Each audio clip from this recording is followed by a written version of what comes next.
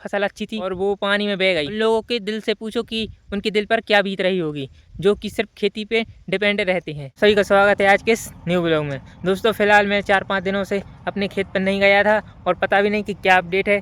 जो हमारा खेत है वो रेलवे लाइन के अपोजिट है, मतलब कहा जाए कि रेलवे लाइन की जो स्तर पे है, जिस साइड अभी हम निकल रहे हैं, इस साइड है हमारा घर और रेलवे लाइन के उस साइड खेत पड़ता है। और जो घर से लेके खेत तक की दूरी है वो करीब 1.5 किलोमीटर के समथिंग है। यहाँ पे ट्रेन खड़ी है और इसके बाजू से चल रहे हैं, क्योंकि एक बरसात का समय है तो जो पीछे है यहाँ पे बाजू से रास्ता है, बरसात के समय पे यहाँ पे पानी बहुत ज़्यादा भरा रहता है, जिस कारण से यहाँ से जाना मुमकिन नहीं हो पाता। रेलवे की पटरी के नीचे यहाँ से रास्ता बनी है जहाँ से अभी हम चल रहे हैं, तो इस रास्ता से जाते हैं खेत पर। जैसे ही दोस्तों बरसात ख़त्म होगी और पानी सूख जाएगा तो जो अभी पानी दिख रहा है आपको, ये रास्ता भी खुल जाएगी। इतना रास्ता मैंने अभी पार किया है, करीब 800-900 मीटर के समथिंग। इतना ही रास्ता अभी और चलना है, तब जाके खेत आएगा। हालांकि अभी मैं रेलवे लाइन की साइड ही चल रहा हूँ। अब कुछ देर बाद निकलूँगा चारों तरफ देख के कि ट्रेन वगैरह तो नहीं आ रही। हालाँकि जो पीछे ट्रेन दिख रही वो अभी खड़ी हुई है। दोनों साइड देख लिया है, ट्रेन अभी नहीं आ रही, तो अभी मैं निकल जाता हूँ जल्दी से। तो क्रॉस करने के बाद फिर बात करेंगे। दोस्तों रेलवे लाइन है, क्रॉस तो कर ली है, थोड़ी देर बाद खेत आने वाला है, तो खेत में ही मुलाकात करेंगे। भाई लोगों, आ चुका हूं मैं अपने खेत पर। दोस्तों जिस खेत में मैं अभी चल रहा हूं, यानी इस वाले खेत में, दोस्तों ये रहा मेरा खेत। और दोस्तों मैंने इसका व्यू देखा जो कि अभी ठीक ठाक है, क्योंकि जो इस वाले खेत में दोस्तों एक्चुअल में फसल अच्छी नहीं हुई है। जैसा कि मैंने बताया था, इससे जो पिछले वाले ब्लॉग देखे होंगे आपने, तो आपने ज़रूर देखा होगा। देख सकते हैं आप कितनी बेगरीबाशी फसल है इस बार। लेकिन दोस्तों जितनी भी होंगी है ठीक है, लेकिन दोस्तों इस वाले जो खेत में बीज है उसका पता नहीं कि कौन सा बीज है। इसमें अभी हाल फिलहाल में फलियाँ लगी हुई हैं और दोस्तों अभी भरना सिर्फ स्टार्ट हुई है। दोस्तों मैं आपको दिखा देता हूँ कि दोस्तों ये जो सोयाबीन का पेड़ है और इसमें अभी फलियाँ तो लग चुकी हैं, लेकिन इसमें बीज भरना अभी स्टार्ट नहीं हुआ है। तो अब दोस्तों आप देखें, अभी सिर्फ फलियाँ लगी हुई हैं। तो चलें दोस्तों, अभी तो सिर्फ ये वाला खेत देखा, दूसरे वाले पे चलते हैं। ये तो पहला वाला है, अब और आगे चलते हैं देखने के लिए कि उस वाले खेत का क्या हाल है। दोस्तों आप ये देख सकते हैं, ये मेरा वाला खेत है, इस खेत की फसल, और ये मेरे खेत के बाजू वाला खेत है, इस वाले खेत की फसल। दोनों में आप डिफरेंस देख सकते हैं कितना ख़तरनाक है। इस वाले खेत में फसल कितनी घनी है और जो मेरा वाला खेत है इसमें कितनी बेगरीबाशी है। भाई सिर्फ अब क्या बोलें हम, इसके लिए कोई शब्द नहीं है।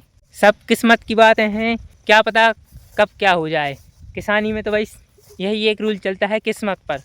किस्मत है तो ठीक है, क्योंकि ये बरसात की फसल थोड़ी रिक्सी होती है। रिक्सी इसलिए होती है दोस्तों क्योंकि उसी टाइम पर पानी गिरना स्टार्ट होता है, यानी पानी गिरने की शुरुआत होती है और उसी टाइम पर बोनी की जाती है फसल की। अगर जैसे अपन ने फसल बोई और पानी गिर जाए तो कुछ काम की नहीं रहती फसल। थोड़ा रिमझिम गिरे तो ठीक ठाक है, लेकिन अगर बाई चांस तेज़ गिर जाए तो फिर वो फसल किसी काम की नहीं होती। तो दोस्तों आप लोग देखें तो हम लोग इसको डबरी बोलते हैं, जिसमें पानी स्टोर करके रखते हैं अगली फसल के लिए सिंचाई करने के लिए। आप लोग क्या बोलते हैं इस चीज़ को कमेंट में ज़रूर बताएं। फिलहाल अभी मैं डबरी की जो खोदी गई मिट्टी थी, अभी मैं उस पर खड़ा हुआ हूँ और पीछे है डबरी।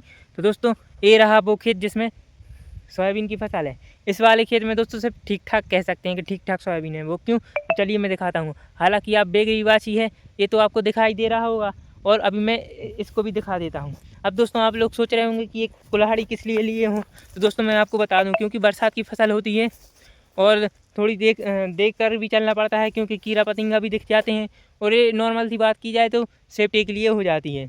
तो दोस्तों फिलहाल मैं खेत में उतर चुका हूँ और मैं आपको दिखाता हूँ फसल के बारे में। तो दोस्तों पहली बात तो आप देखें, ये जो फसल है, फसल का पेड़ है, एक तो इसकी हाइट करीब 7 से 8 सेंटीमीटर है, जो कि न जाने क्यों नहीं बढ़ा। और इस फसल की जो बीज की वैरायटी है वो 2034 नाम का ये वैरायटी का पेड़ है। तो दोस्तों अगर आप इसमें करीब फलियों की गिनती करें तो मुश्किल से दोस्तों 12 से 15 फलियाँ लगी होंगी, जो कि दोस्तों अगर एवरेज माने तो कब 2 बोरा भी निकले या 3 बोरा निकले, क्या पता क्या एवरेज आएगा। जिस दिन दोस्तों थ्रेसर होगी इस खेत की, मैं आपको ज़रूर बताऊंगा कि इस खेत में कितना एवरेज निकला है।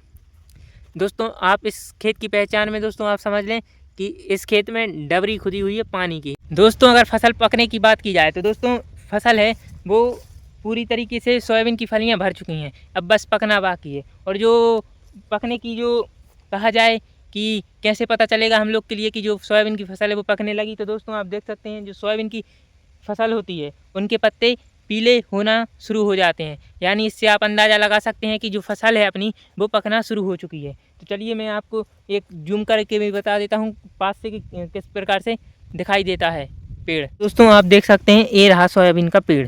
अब दोस्तों इसमें देख सकते हैं कि कुछ पत्ते पीले हो चुके हैं और कुछ पत्ते हरे हैं। जब दोस्तों पूरे पत्ते इस पेड़ के पीले हो जाएंगे यानी दोस्तों आपका सोयाबीन पक चुका होगा।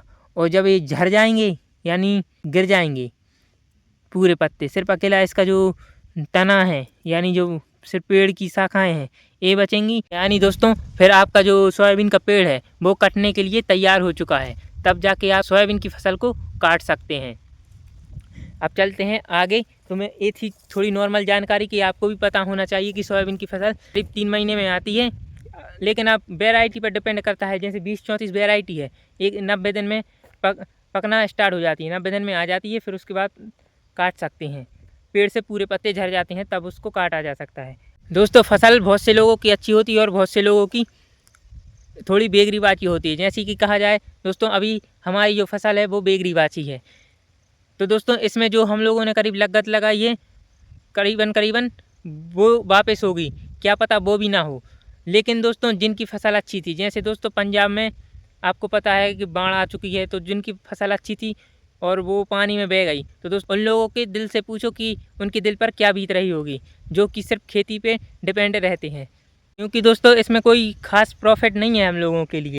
इसके बाद जो नेक्स्ट सेकंड फसल रहेगी चना मसूर वाली, वो अच्छी हो, आप लोग दुआ करना, क्योंकि दोस्तों ये वाली फसल कोई अच्छी खासी नहीं है। तो प्यारे साथियों ये था आज का छोटा सा ब्लॉग। तो दोस्तों अगर आप लोग किसानों की फीलिंग्स को समझते हो तो प्लीज़ इस वीडियो के लिए एक लाइक तो ज़रूर करना और चैनल को सब्सक्राइब भी कर लेना। तो दोस्तों मिलते हैं अब नेक्स्ट ब्लॉग में, आज के लिए इतना ही।